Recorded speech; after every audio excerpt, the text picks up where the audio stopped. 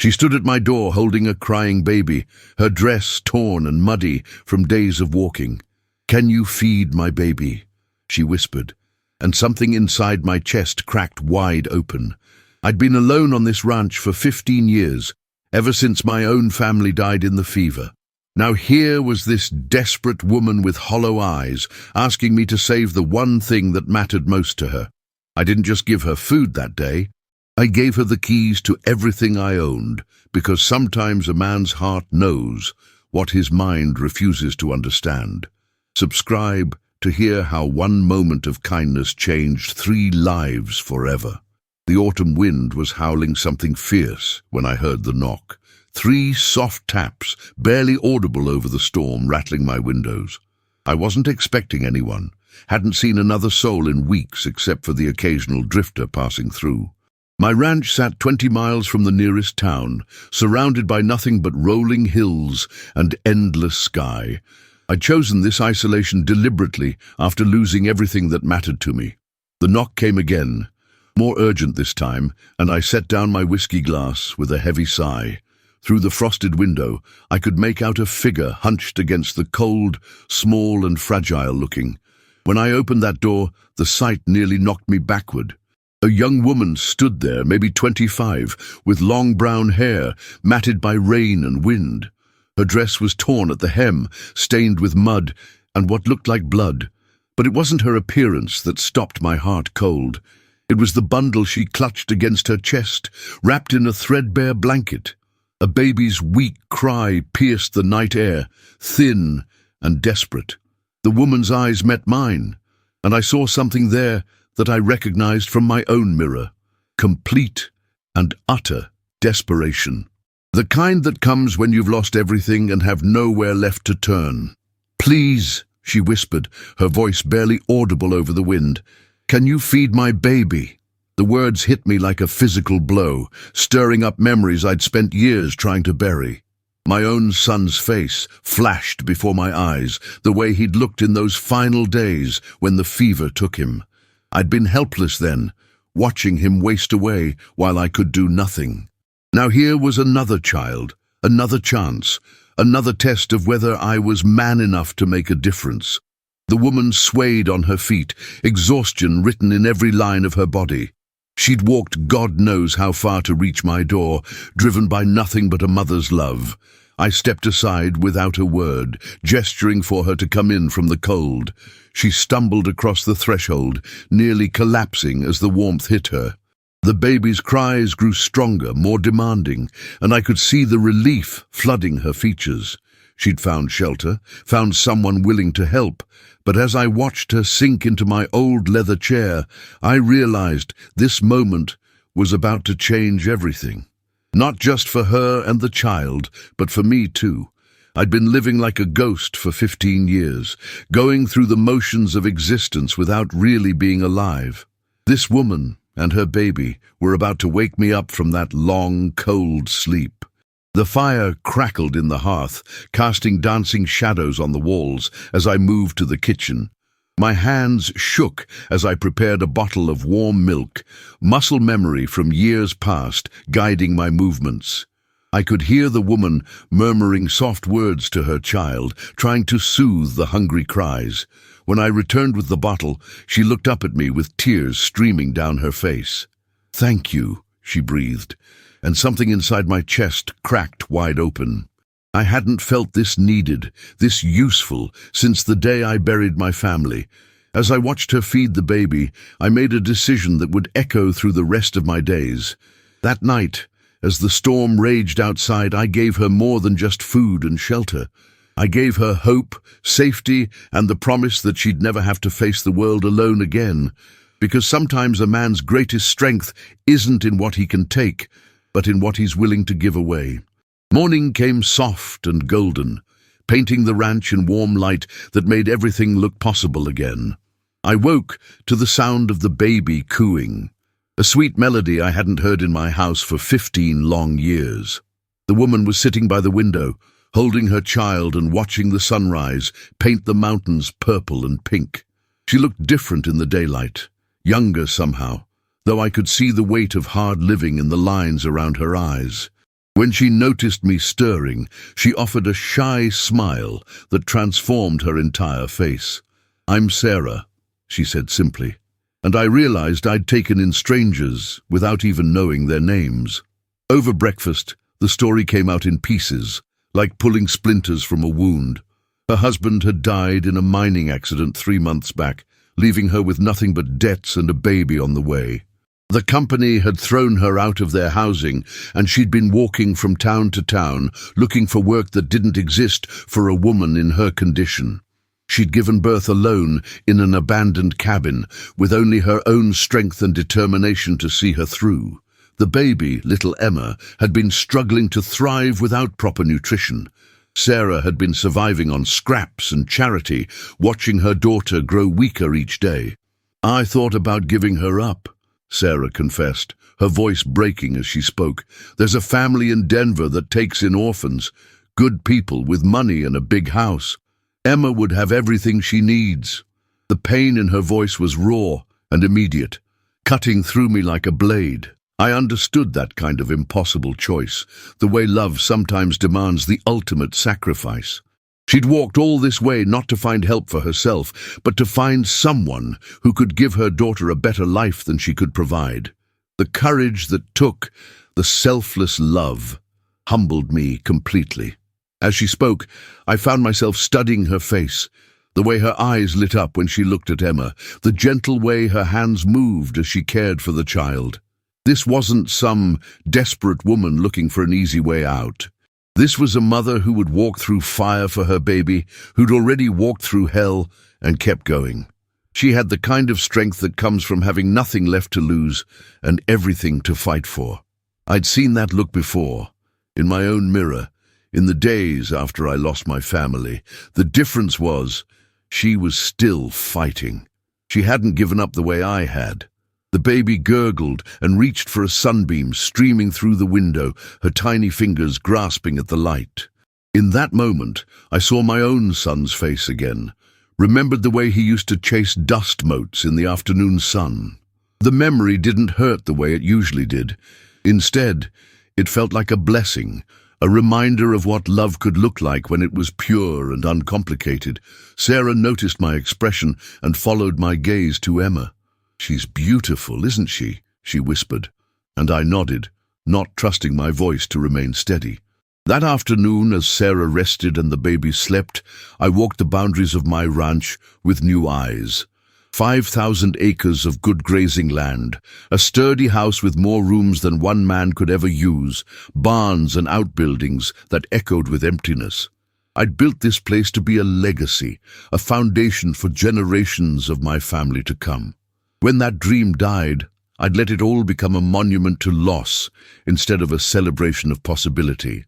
But looking at it now, I could see what it could become again, not just a place for one broken man to hide from the world, but a home where love could grow and flourish. When I came back to the house, Sarah was feeding Emma again, humming a lullaby that filled the rooms with warmth.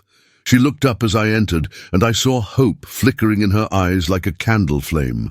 She was waiting for me to tell her it was time to move on, time to take her charity and her gratitude, and find somewhere else to be someone else's problem. Instead, I sat down across from her and spoke the words that would change all our lives forever.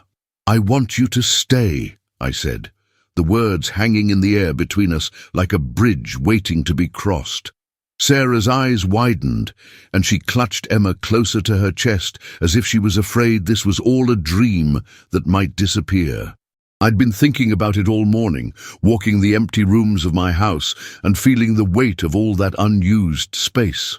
This place had been built for a family, designed for the sound of children's laughter and a woman's gentle presence. For 15 years, it had been nothing but a tomb for my buried dreams. I reached into my pocket and pulled out the brass keyring that held the keys to every door, every gate, every lock on the property. The metal was warm from my body heat, worn smooth by years of handling. These keys represented everything I'd worked for, everything I'd built with my own hands and the sweat of my brow. I set them on the table between us with a soft clink that seemed to echo through the room. I'm not talking about charity, I continued, my voice steady despite the earthquake happening in my chest. I'm talking about partnership. This ranch needs a woman's touch, and Emma needs a place to grow up safe and loved. Sarah stared at the keys as if they might bite her, then looked up at me with confusion and disbelief warring in her expression. I don't understand, she whispered. You don't even know us. We're strangers who showed up on your doorstep in the middle of a storm. She was right, of course. By any reasonable measure, what I was proposing was madness. But I'd learned that the heart doesn't operate by reasonable measures. Sometimes it knows things the mind can't understand, recognizes connections that logic can't explain. I'd felt more alive in the past 24 hours than I had in 15 years. My wife used to say that strangers are just family we haven't met yet, I told her, remembering Margaret's gentle wisdom. She had a way of seeing the best in people, of knowing who belonged in our lives before they even knew it themselves. But the memory of my wife's voice was clear and strong, as if she was sitting right there with us, giving her blessing to this impossible moment. I could almost feel her hand on my shoulder, encouraging me to take this leap of faith. Margaret had always believed that love multiplied when it was shared, that opening your heart to others didn't diminish what you had, but made it stronger. Emma chose that moment to reach out with her tiny hand, grasping at the keys with the determined focus that only babies possess. The sight of those small fingers wrapping around the metal made something shift inside my chest, like a lock finally clicking open after years of being stuck. This child, this innocent little soul, was already claiming her place in my world. She didn't know about my past failures or my buried grief. To her, I was simply the man who'd given her mother shelter and food when she needed it most. In her eyes, I was already family. Sarah's tears came then, silent and steady, streaming down her cheeks as she watched her daughter play with the keys to our future. Why? She asked, her voice breaking on the single word. Why would you do this for us? The answer was complex and simple at the same time. Because I'd been dead inside for 15 years, and they'd brought me back to life. Because this house had been waiting for them without me even knowing it. Because sometimes the universe puts exactly what you need right in front of you, and the only choice is whether you're brave enough to reach out and take it. Because you asked me to feed your baby, I said simply, and I realized I've been starving too. The truth of those words settled between us like a benediction, blessing this strange new beginning we were creating together. Sarah picked up the keys with trembling hands, and I knew that whatever came next, none of us would ever be alone again. The first month passed like a dream I was afraid to wake up from. Sarah threw herself into making the house a home with the fierce determination of a woman who'd been given a second chance at happiness. She scrubbed floors that hadn't seen a woman's touch in 15 years, hung curtains in windows that had been bare since Margaret died, and filled the kitchen with the smells of fresh bread and simmering stew. The sound of her humming while she worked was like music I'd forgotten existed. A melody that made the walls themselves seem to breathe again. Emma grew stronger every day, her cheeks filling out and her eyes growing bright with curiosity about her new world. She'd learned to smile, and that smile had the power to stop me in my tracks no matter what I was doing. When she laughed, which happened more and more often, the sound echoed through the house like church bells announcing a miracle. I found myself making faces and silly noises just to hear that laugh, acting like a fool and loving every minute of it. This little girl had wrapped herself around my heart so completely that I couldn't imagine life without her. Sarah and I developed a rhythm, a partnership that felt as natural as breathing. She'd tend to the house and the baby while I worked the cattle and maintained the property. In the evenings, we'd sit by the fire, Emma playing on a blanket between us while we talked about everything and nothing. Sarah told me about her dreams for Emma's future, about wanting her daughter to grow up strong and independent, never having to depend on anyone else's charity to survive. I shared stories about the ranch, about the seasons and the land, about the way the mountains looked different in every kind of light. But it wasn't all easy. There were moments when the weight of our strange arrangement pressed down on us, when we both wondered if we were making a terrible mistake. Sarah would catch herself being too comfortable, too happy, and I'd see her pull back, reminding herself that this was temporary, that she was still just a guest in my home. I struggled too, fighting the voice in my head that whispered I was betraying Margaret's memory by letting another woman into our space.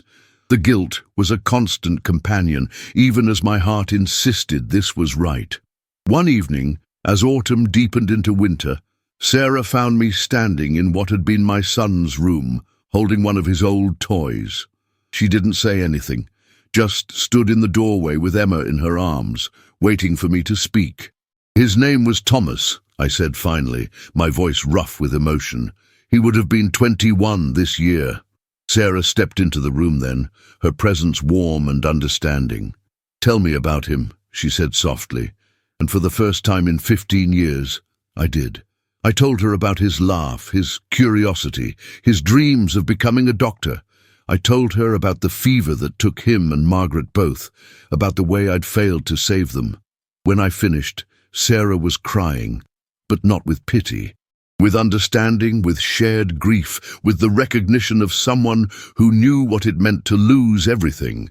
"They'd want you to be happy," she whispered. And I knew she was right. Margaret and Thomas wouldn't want me to spend my life as a monument to their memory. They'd want me to live, to love, to find joy again in whatever form it took. Emma reached out from her mother's arms, her tiny hand touching my cheek, as if she understood the moment's importance. That night, I made a decision that had been building for weeks. I asked Sarah to marry me, not out of passion or romance, but out of something deeper and more lasting. Partnership, commitment, the recognition that we'd already become a family in everything but name. When she said yes, her voice steady and sure, I knew we were both choosing love over fear, hope over despair, and the future over the past. Our wedding was simple, held in the parlor of our house with just the preacher from town and his wife as witnesses. Sarah wore Margaret's wedding dress, altered to fit her smaller frame, and I wore my father's best suit, pressed and cleaned for the occasion. Emma gurgled happily in the preacher's wife's arms, as if she understood this was the moment her little family became official and permanent.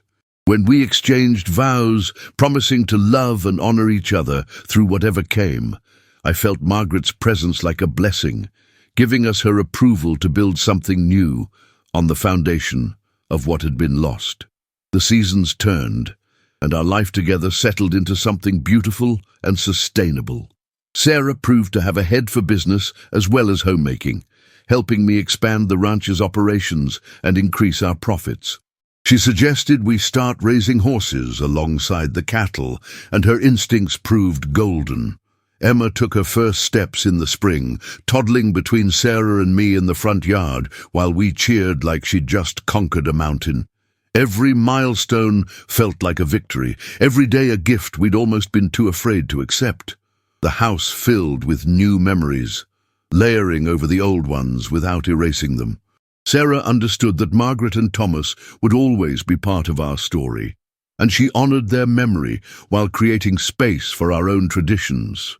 We hung Emma's drawings next to Thomas's old artwork, celebrated birthdays and holidays with joy instead of sorrow, and slowly transformed the ranch from a monument to loss into a celebration of life.